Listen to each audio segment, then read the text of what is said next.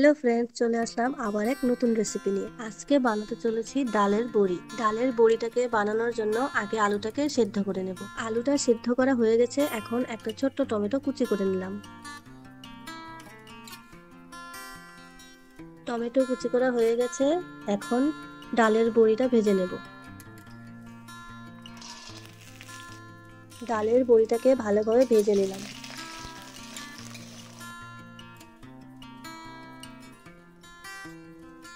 এখন আর একটু তেল দিয়ে ফোড়ন দিয়ে দেব। ফোড়নে তেজপাতা, শুকনো লঙ্কা আর সাথে গোটা জিরে দিয়ে দিলাম।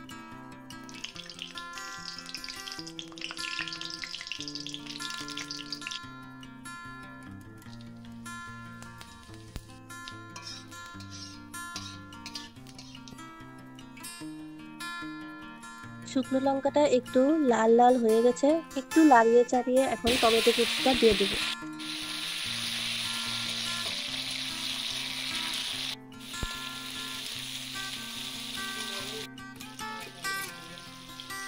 স্বাদ মতো লবণ, হলুদ আর জিরের গুঁড়োটাও দিয়ে দিলাম।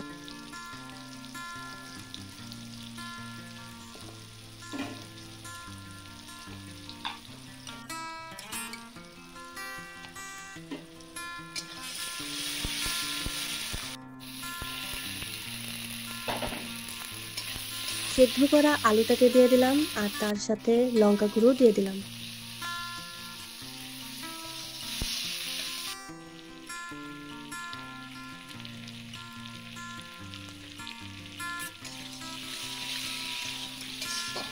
কিছু সময় নাড়িয়ে চাড়িয়ে পরিমাণ মতো জল দিয়ে দিলাম।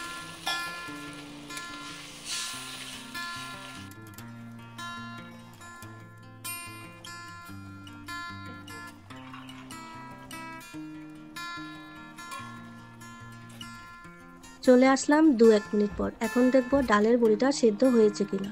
ডালের বড়িটা সেদ্ধ হয়ে গেছে, এখন একটু গরম মশলা দিয়ে দিলাম।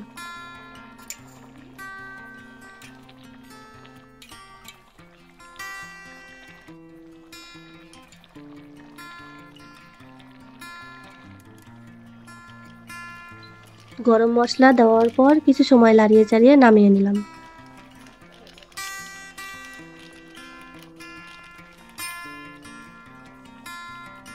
আমাদের এই রেসিপিটা তৈরি। আমাদের ডালের বড়ির এই সুস্বাদু রেসিপিটা কেমন লাগলো অবশ্যই জানাবেন। দেখা হবে আবার নতুন কোনো রেসিপি।